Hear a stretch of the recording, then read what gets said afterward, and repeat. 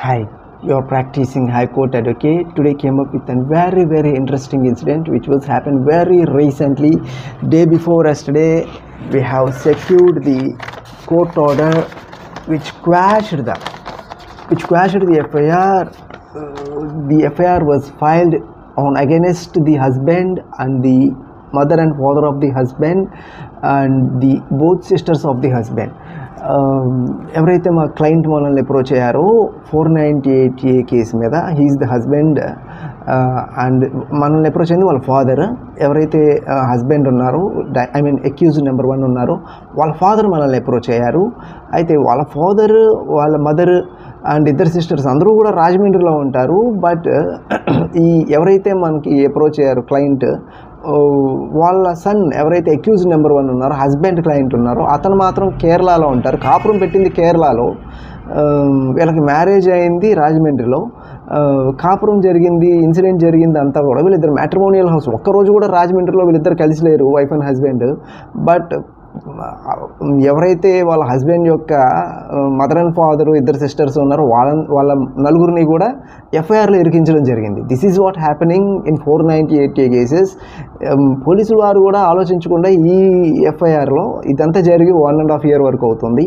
ఇదంతా జరిగి రాజమండ్రి పోలీస్ స్టేషన్లో 498A and section 3 and 4 of the dowry prohibition act అనేది ఈ టోటల్ ఫ్యామిలీ మీద పెట్టడం జరిగింది.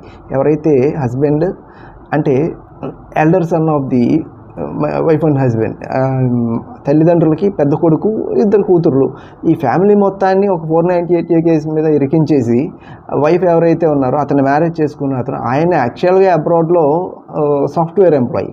ఆయన అబ్రాడ్లో చేసుకుంటున్న ఆయన ఈ మ్యారేజ్ గురించి రాజమండ్రిలో జస్ట్ మ్యారేజ్ మాత్రమే జరిగింది. అబ్బాయి యొక్క పేరెంట్స్ అండ్ ఫ్యామిలీ మాత్రమే ఉంటారు.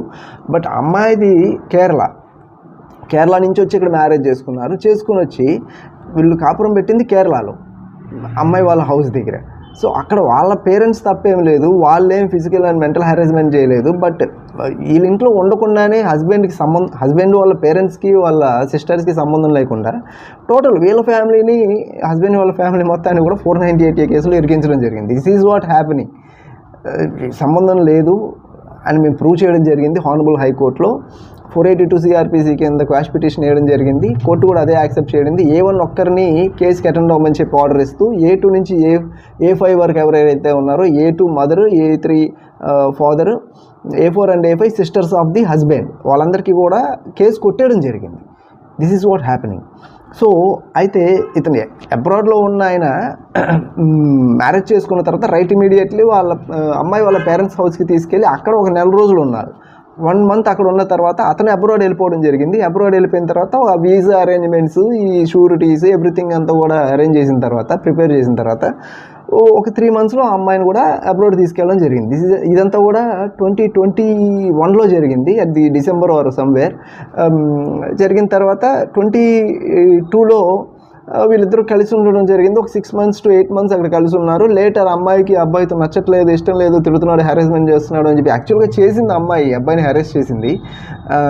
అతని పేరెంట్స్ని తిట్టడం, అతనికి టైంకి ఫుడ్ ప్రిపేర్ చేయకపోవడం, అంటే ఇక్కడ కల్చర్ వేరు అక్కడ కల్చర్ వేరు, ఇక్కడ టైమింగ్స్ వేరు అక్కడ టైమింగ్స్ వేరు, వాటిని అడాప్ట్ చేసుకోలేక ఆ అమ్మాయి టెన్స్ ఫీల్ అయ్యి మ్యారేజ్ అంటే it's a life time relation. 1 month 2 month అబ్బాయిని చెక్ చేసేసుకుని లేకపోతే ఒక 6 months అబ్బాయితో కాపురం చేసి నేను అడ్జస్ట్ అవ్వలేను అని చెప్పేసి మ్యారేజ్ అనే రిలేషన్ని పాడు చేసుకోవడం అనేది it's not at all right in my opinion.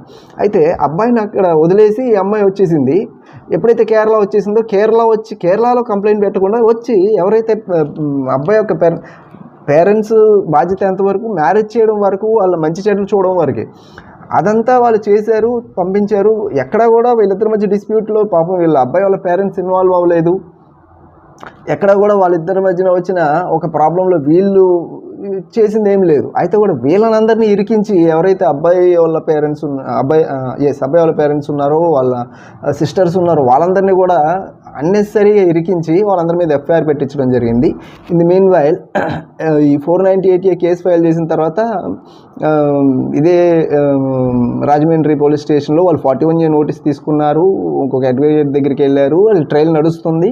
Luckily they have approached us and we have file the quash petition under 482 CRPC. అది వాళ్ళకి క్వాష్మెంట్ కూడా జరిగింది. అయితే ఈ క్వాష్మెంట్ నడుస్తున్న సందర్భంలో అమ్మాయి మళ్ళీ డీవీసీ అతని మీద ఫైల్ చేయడం, అలాగే 125 CRPC అంటే మెయింటెనెన్స్ ఫైల్ చేయడం. ఎప్పుడైతే క్వాష్మెంట్ అయిపోతుంది, ఎక్కడైతే వీళ్ళ పేరెంట్స్ ఈ కేసులో నుంచి బయటపడిపోతున్నారు అన్న సందర్భాల్లో అమ్మాయి మెంటల్ ఎగోని క్రియేట్ చేసుకొని మళ్ళీ అగైన్ ఇంకో 2 కేసులు పెట్టాలి. డొమెస్టిక్ వైలెన్స్ కేసులో మళ్ళీ కాంపన్సేషన్ గురించి సో 30 lakhs కావాలి అని చెప్పి అబ్బాయి యొక్క పేరెంట్స్ని మళ్ళీ same what the story she was concocted in the 498 case, the same story was concocted here in the domestic violence case. దీంట్లో వేసి ఒక 30 lakhs కాంపన్సేషన్ అడిగింది. ఆ అమ్మాయి ఇచ్చింది ఒక 5 lakhs అండ్ ఆల్మోస్ట్ డౌరీ.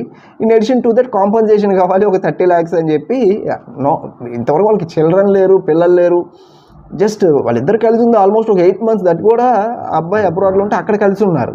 అమ్మాయి ఇంట్లో ఒక 1 month కలిసి ఉన్నారు, ఆల్మోస్ట్ ఒక 9 months కలిసి ఉన్నారు. దానికి ఒక 30 lakhs కాంపన్సేషన్ వేసి, ఇన్ అడిషన్ టు దట్ అబ్బాయి వాళ్ళ ఫాదర్ సంపాదించుకున్న ప్రాపర్టీలో రైట్స్ అడుగుతుంది ఈ డొమెస్టిక్ వైలెన్స్ కేసులో అండ్ మెయింటెనెన్స్ కేసెస్లో. ఎంతవరకు సమంజసమది? సో ఎప్పుడైతే ఈ అమ్మాయికి ఈ 498A కేసు వీగిపోతుంది, పేరెంట్స్ దీంట్లో తప్పించుకుంటున్నారని తెలిసిందో టెన్షన్ ఫీల్ అయింది, మెంటల్గా ఇబ్బంది పడిపోయి వీళ్ళందరినీ కూడా మళ్ళీ డొమెస్టిక్ వైలెన్స్ కేసు వేసి దాంట్లో కూడా వాళ్ళ ప్రాపర్టీస్ని, ఎంత ప్రాపర్టీస్ ఉంటే ఆ ప్రాపర్టీస్ అన్నీ కూడా దాంట్లో రాసి, అబ్బాయికి శాలరీ ఒక 3 lakhs వరకు వస్తుంది అబ్రాడ్లో ఉన్నప్పుడు. ఆ 3 lakhs పే అక్కడ ఉండి ఆ అమ్మాయి చేసిన పని చూడండి. ఇంటెన్షనల్గా అబ్బాయితో కలిసి ఉండాలి, వీళ్ళిద్దరు సొసైటీలో ఒక రెస్పెక్టబుల్ ఫ్యామిలీగా టర్న్ అవ్వాలి అనుకున్నప్పుడు ఎవరు కూడా ఆ అబ్బాయి ముందు నుంచి ప్రీ ప్లానెడ్గా అతని శాలరీ స్లిప్స్ కానీ, అతని బ్యాంక్ బ్యాలెన్సెస్ కానీ, అతని ఎక్స్పెండిచర్ కానీ, అతని అకౌంట్స్ కానీ, అతని ప్రాపర్టీస్ కానీ, డాక్యుమెంట్స్ కానీ ఏవి కలెక్ట్ చేసుకోరు. But she was very planned that అవన్నీ కలెక్ట్ చేసుకొని మళ్ళీ ఇప్పుడు డీవీసీ కేసేసింది. సో లెట్ ఇస్ బీ, దాన్ని కూడా క్వాష్ చేస్తాము, దాంట్లో కూడా బేసింగ్ హర్ ఇంటెన్షన్ ఇవన్నీ చేసింది అని చెప్పి ప్రూవ్ చేస్తాము, అది కూడా క్వాష్ అవుతుంది. It is totally different. ఇప్పుడు వాళ్ళ ఫాదర్ ఒక ఎంఆర్ఓగా ఉండి రాజమండ్రిలో రిటైర్ అయ్యారు. ఆయనకు ఆల్మోస్ట్ ఒక 3 houses ఉంటాయి, ఒక 10 ఎకరాల వరకు పొలం ఉంటుంది.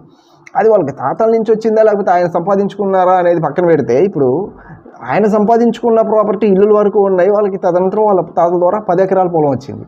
ఆ 10 ఎకరాల్లో ఈ ఒక వాటా ఎలా వస్తుందండి? ఇంకా పిల్లలు లేరు, ఇంతవరకు వాళ్ళ ఎవరైతే హస్బెండ్ క్లయింట్ ఉన్నారో అతనికే రాయలేదు ప్రాపర్టీ, అతనికి ఎలా వస్తుంది? So this is the way of thinking. ఒక మ్యారేజ్ ఒక పెళ్ళి అనే వ్యవస్థని అడ్డు పెట్టుకుని ఈజీగా సంపాదించాలి అన్న ఇంటెన్షన్తో ఆడపిల్లలు ఉంటే కనుక ఈ పద్ధతిని మార్చుకోవాలి. Marriage is not an employment. ఇది ఒక ఎంప్లాయ్మెంట్ కాదు. మళ్ళీ ఆ మెయింటెనెన్స్ కేసులో ఏమేసిందంటే she wanted to be alone, she wanted to be away from the husband. కాపురంకి రాదు, సపరేట్గా వాళ్ళ పేరెంట్స్తో ఉంటుంది. బట్ ఆమెకి మెయింటెనెన్స్ కావాలి, మంత్లీ ఒక 1 lakh మెయింటెనెన్స్ కావాలి. అది పే స్లిప్స్ తీసుకొచ్చి 3 lakhs చూపించి నాకు దీంట్లో 1/3 కావాలి లేకపోతే 1/4 కావాలని అసలు డిమాండ్స్ ఎలా ఉన్నాయంటే ఈ రోజుల్లో హస్బెండ్ని పెళ్లి చేసుకునేది అతను శాలరీ తీసుకోవడానికి, మీరు సపరేట్గా ఉండడానికి, కాపురం చేయడానికి కదా, అంటే సొసైటీలో ఒక బెస్ట్ ఫ్యామిలీగా మీరు ముందుకు వెళ్ళడానికి కదా. What are the intentions behind that? The intention behind the marriage is not gaining the salary, not gaining the compensation, not gaining the alimony, not gaining the maintenance. The intention behind the marriage should be to develop a good nation, good society. సొసైటీలో మీరు ఒక role మోడల్లా ఉండాలి, మీ ఫ్యామిలీని చూసి ఇంకొక 10 ఫ్యామిలీని నేర్చుకునేటట్టు ఉండాలి. కానీ మీ మ్యారేజ్ అని పెళ్ళి అనే ఒక వ్యవస్థని ఒక వ్యాపారంగా మార్చేయకూడదు. అలా మార్చాలి అనుకున్నప్పుడు అసలు మ్యారేజ్ చేసుకోకూడదు. సో ఎంత సఫర్ అవుతున్నారు అంటే తల్లిదండ్రులు ఈ సమాజంలో ఇలాంటి ముందు వెనక చూసుకోకుండా, ఇంటెన్షన్స్ అర్థం చేసుకోకుండా తొందరపాటు నిర్ణయాలు తీసుకొని మ్యారేజ్ చేసేయడం వల్ల ఇటు హస్బెండ్ ఫ్యామిలీ చాలా అంటే చాలా నలిగిపోతున్నాయి. So basing on these kind of incidents, basing on these kind of situations, on these cases, ఈ ఫాల్స్ అండ్ ప్రివిలేజ్ కేసెస్ని ఓవర్కమ్ చేయడానికి జడ్జి గారి ముందుకి అదే తీసుకెళ్ళడం జరిగింది. ఈ క్వాష్ పిటిషన్లో the complaint has been raised with devoid of any reasonable merit and the continuance of the criminal proceedings may lead to abuse of process of law అని చెప్పడం జరిగింది. జడ్జి గారు కూడా, హానరబుల్ జడ్జి గారు యాక్సెప్ట్ చేయడం జరిగింది, ఈ క్రిమినల్ కేసుని క్వాష్మెంట్ చేయడం జరిగింది. But the criminal case is pending against A1కి కూడా మేము క్రిమినల్ కేసు ఈ క్వాష్ పిటిషన్ అనేది ఫైల్ చేయడం జరుగుతుంది. Basing on the same arguments, basing on the same intentions which the wife is having, మేము అదే ప్రూవ్ చేస్తాం, అతను కూడా క్వాష్మెంట్ చేయిస్తాం. But being very practicality as a matter of practice మేము only for parents of the husband client and the sisters of the husband client వరకు 498A మీద quash petition అనేది ఫైల్ చేయడం జరిగింది. Fortunately that was quashed. So అలాగే ఎవరైతే ఇప్పుడు wife అతని శాలరీలో 1 lakh వరకు కావాలని డిమాండ్ చేస్తున్నావు వితౌట్ హ్యావింగ్ చిల్డ్రన్ కూడా లేరు, ఆమెకి 1 lakh మెయింటెనెన్స్ ఏం చేసుకుంటుందో, మెయింటెనెన్స్ తీసుకోవడానికి మ్యారేజ్ చేసుకుంటున్నారా? ఈ రకంగా ఆలోచించడం ఎంతవరకు కరెక్ట్? సో కొంతమంది అయితే కొన్ని కేసెస్లో చూస్తున్నాము అబ్బాయికి ప్రాపర్టీ ఉంటే ప్రాపర్టీలో షేర్ అడుగుతున్నారు. ఒక 5 acres 10 acres ఉంటే నాకు 5 acres కావాలి. ఇప్పుడు this is a well known fact that residence orders అడగచ్చు. ఇప్పుడు హస్బెండ్తో డిస్ప్యూట్ ఉన్నప్పుడు హస్బెండ్తో కలిసి ఉండడం ఎందుకు? 498A కేసు పెట్టినప్పుడు హస్బెండ్తో డొమెస్టిక్ వైలెన్స్ యాక్ట్ కింద ఒక రెసిడెన్స్ ఆర్డర్ తెచ్చుకుని కోర్టు దగ్గర నుంచి అబ్బాయితో కలిసి ఉండడం ఎందుకు? ఆ ఇంట్లో ఉండడం ఎందుకు? మ్యాట్రిమోనియల్ హోమ్లో ఉండడం ఎందుకు? ఉండాల్సిన నెసెసిటీ ఉంటే అక్కడ హెరాస్మెంట్ జరుగుతుంది కాబట్టి 498A కేసు పెట్టారు. 498A కేసుని పెట్టినప్పుడు మళ్ళీ ఇంకా రెసిడెన్స్ ఆర్డర్స్ తెచ్చుకోవడం ఎందుకు? కోర్టు ద్వారా ఇద్దరు కలిసి ఒక్క చోట ఉండడం ఎందుకు? అబ్బాయిని బయట పంపించడానికే. ఇదే జరిగింది. మేము రీసెంట్గా వైజాగ్లో ఒక కేసు చూసామండి.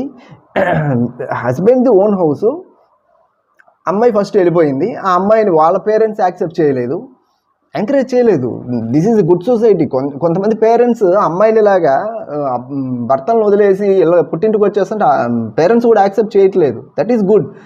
ఏం జరిగినా కూడా అక్కడ మీరు సర్దుకోవాలి, అడ్జస్ట్ అవ్వాలి, కాంప్రమైజ్ అవ్వాలి. ఎక్కడికి చోట అడ్జస్ట్ అవ్వకపోతే మ్యారేజ్ అనే వ్యవస్థ ముందుకెలా వెళ్తుంది? ఇంకా ముందు తరాలు మ్యారేజ్ ఎందుకు, మేము లివింగ్స్లోనే ఉంటాం అంటారేమో.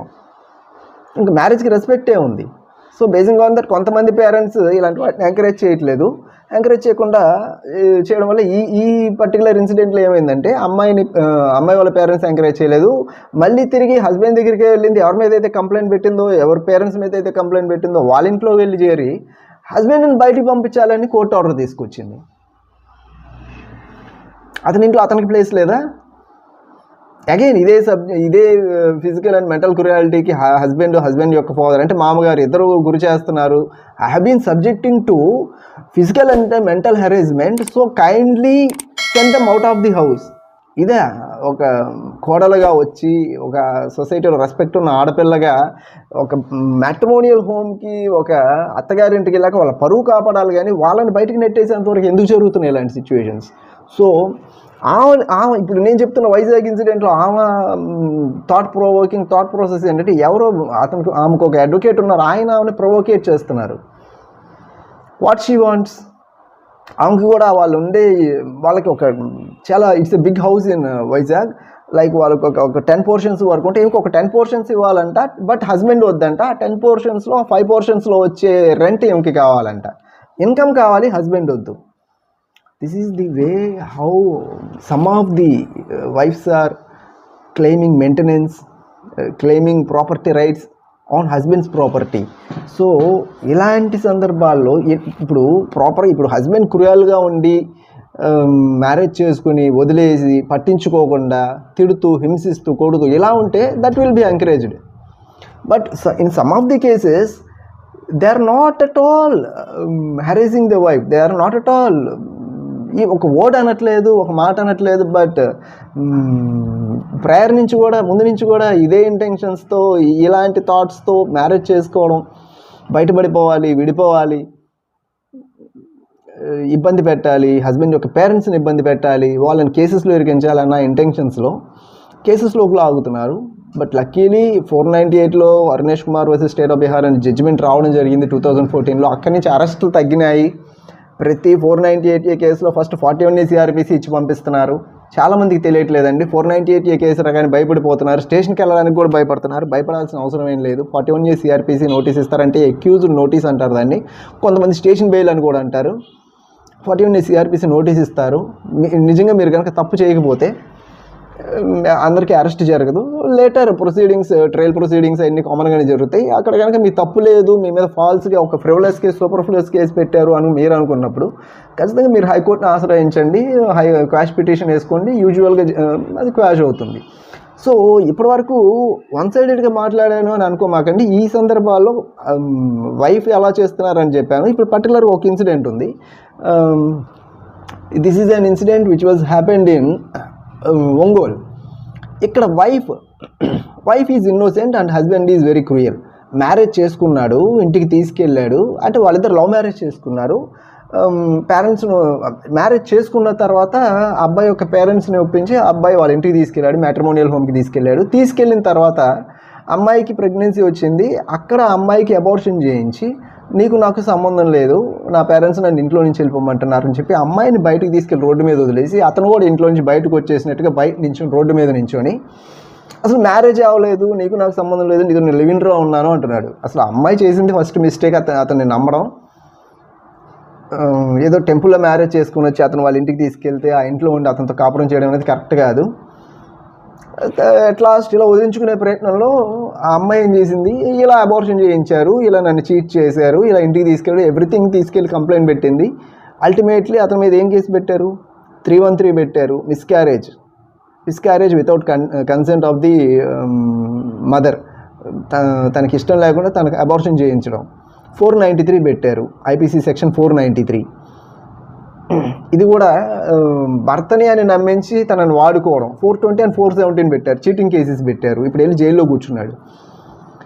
So these are the incidents happening. ఎవరు అబ్బాయి మంచివాళ్ళు అమ్మాయి మంచివాళ్ళు అని నేను చెప్పలేము. డిపెండింగ్ ఆన్ ది ఒక్కొక్క ఇన్సిడెంట్లో ఒక్కొక్కరు సఫర్ అవుతూ ఉంటారు, ఒక్కొక్కరు ఇన్సిడెంట్లో ఒక్కొక్కరు విక్టిమ్ ఉంటారు, ఒక్కొక్క ఇన్సిడెంట్లో ఒక్కొక్కరు బాధితులు ఉంటారు. జెండర్ బేస్ చేసుకుని ఏం మాట్లాడట్లేదు. Everything is gender neutral. Being an advocate, being a social engineer, we have to be very neutral. We have to be a neutral arbiter. So kabatti an advocate should always be like an advocate is having always double standards and double contradictions. ఇప్పుడు ఒక కేసులో victim side మాట్లాడిన వాళ్ళు ఒక కేసులో accused side మాట్లాడాల్సి వస్తుంది, basing on the facts and circumstances and basing on the merits of the case. So ప్రతి కేసులో అమ్మాయిదే తప్ప, ప్రతి కేసులో అబ్బాయిదే తప్ప అంటే society depending on the incident and depending on the intentions, depending on the consequences, ఆ పరిస్థితులు ఎందుకు ఏర్పడినాయి, ఎందుకు జరిగింది, ఇలాంటివన్నీ బేస్ చేసుకొని చెప్తున్నాం అండి. So what ever be the criminal case which you are going through, which you are facing through, whether if it is a false and frivolous case, kindly approach us and take some advices from an expert advocate. దాంట్లో ఆ ఎఫ్ఐఆర్లో, ఆ కంప్లైంట్లో, FIR స్టేజ్లో ఉంటే దాని మీద కూడా ఒక అడ్వైస్ తీసుకోండి. అలాగే ఇన్ కేస్ ఛార్జ్ షీట్ వరకు వెళ్ళిపోతే ఛార్జ్ షీట్ కూడా ప్రాపర్గా వెరిఫై చేయించుకొని దాని మీద ఇన్వెస్టిగేషన్ ప్రాపర్గా జరిగిందా లేదా, ఉన్న ఎలిగేషన్సే పెట్టారా, ఎక్స్ట్రా ఎలిగేషన్స్ ఏమన్నా పెట్టారా అనేది చూసుకోవాలి. అంటే section 173 of the CrPC. Basing on that try to come out of the cases. Thank you. Your practising high court advocate is signing of.